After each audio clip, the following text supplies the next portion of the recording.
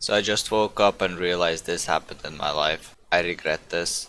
We're going back to our Photoshop tutorials. This time I'm going to show you how to put your waifu in your picture.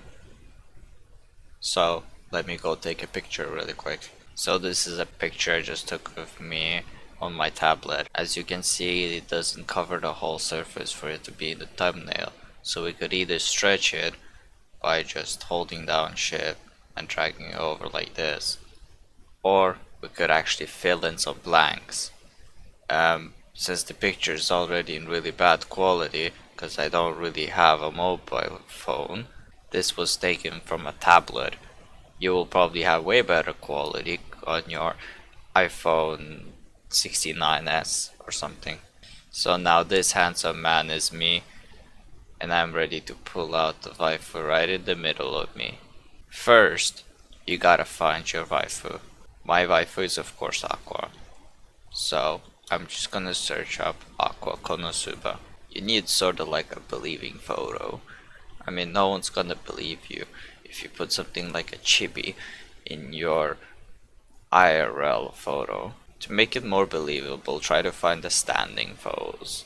I've thought about it for a long time and I've realized that this is the perfect picture that I want in my photo.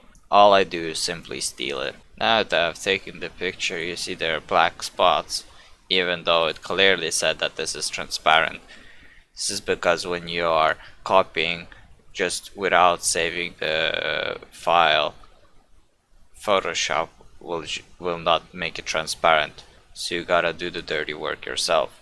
By selecting the wand tool, we're gonna remove all the black spots, making her completely transparent again. Now, all we need to do is just scale her up to your size. If you think this picture is a little bit out of place, that's because it is. You could of course try other pictures and see which one you like better. What do you guys think about this picture instead of this one? To make it more depth, you can also try to copy a part of yourself to make it feel like her hand is behind you. As you can see now, it looks like her hand is behind my chin. But in the end, I'm just gonna say it, fuck it, and go for this instead. All that is left is just save as PNG, and then you got your waifu picture that you can share on the internet, like Facebook or Twitter.